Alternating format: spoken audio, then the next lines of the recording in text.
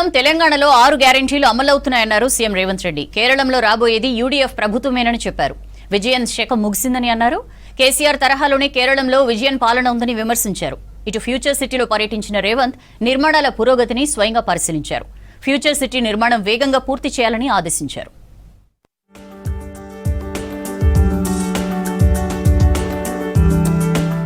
కేరళంలో పర్యటించిన ముఖ్యమంత్రి రేవంత్ రెడ్డి యూడీఎఫ్ మేనిఫెస్టోను రిలీజ్ చేశారు. 6 గ్యారెంటీల అమలుపై సందేహాలు ఉంటే తెలంగాణకు రావాలని కేరళం ముఖ్యమంత్రి పినరయి సహా ఆ రాష్ట్ర మంత్రులకు రేవంత్ రెడ్డి సవాలు విసిరారు. అవినీతి, కుటుంబ పాలనలో కేసీఆర్, విజయన్ ఒక్కటేనని చెప్పారు. రాష్ట్రాలకు రావాల్సిన కేంద్రం నిధులు మోదీ దయ కాదని, ప్రజల హక్కని ప్రశ్నించారు. Last 10 years he is running this state. It is very similar from 2014 to almost 2024. Mr. K. Chandrasekhar Rao has run my state. There are many similarities between Pinarayi Vijaya and Kalvakunta Chandrasekhar Rao. Family rule, highest corruption, lowest governance. కేరళంను Modi brothers పాలిస్తున్నారన్నారు ముఖ్యమంత్రి రేవంత్ రెడ్డి. దేవుడి సొంత రాష్ట్రంలో దేవుడి ఆస్తులకు రక్షణ లేకుండా పోయిందని చెప్పారు. కేరళంలో విజయన్ శకం ముగిసిందని చెప్పారు. ఇందిర 5 గ్యారెంటీలతో మేనిఫెస్టో ఉందని, అధికారంలోకి వచ్చిన తొలి కేబినెట్లోని ఇవి అమలవుతాయన్నారు. People are going to vote for UDF, not for one time. It is going to elect twice at least.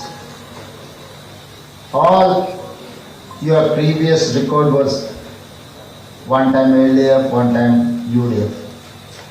Recently they have decided to give twice. The Pinarayi Vijaya turn is over. Now UDF turn is going to start from this month. Future సిటీలో పర్యటించారు ముఖ్యమంత్రి రేవంత్ రెడ్డి. నిర్మాణాల పురోగతిని స్వయంగా పరిశీలించారు. FCDA కార్యాలయం, young India skill varsity నిర్మాణ పనులను పరిశీలించారు.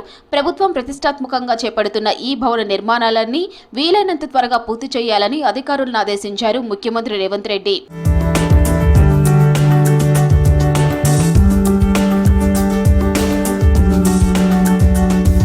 రాష్ట్ర వ్యాప్తంగా ప్రజాపాలన ప్రగతి ప్రణాళిక 99 రోజుల కార్యాచరణలో భాగంగా గ్రామ సభలు జరిగాయి. ప్రజాప్రభుత్వం బాధ్యతలు స్వీకరించి 2 నెలలు పూర్తయిన సందర్భంగా గత పాలకుల తప్పిదాలను సరిచేస్తూ సంక్షేమాన్ని కొనసాగిస్తున్నామని చెప్పారు సీఎం. ప్రజల ఆకాంక్షలు, అవసరాలే కేంద్రంగా సేవకులమన్న భావనతో పనిచేస్తున్నామని తెలిపారు. ఉప ఎన్నికలు, పంచాయతీ, మున్సిపల్ ఎన్నికల్లో వరుస విజయాలు ప్రజాపాలనకు ఆమోదంగా భావిస్తున్నామని తెలిపారు. ఎన్నికల్లో వచ్చిన ఫలితాలు సర్కారుపై మరింత బాధ్యత పెంచాయని తెలిపారు సీఎం రేవంత్ రెడ్డి.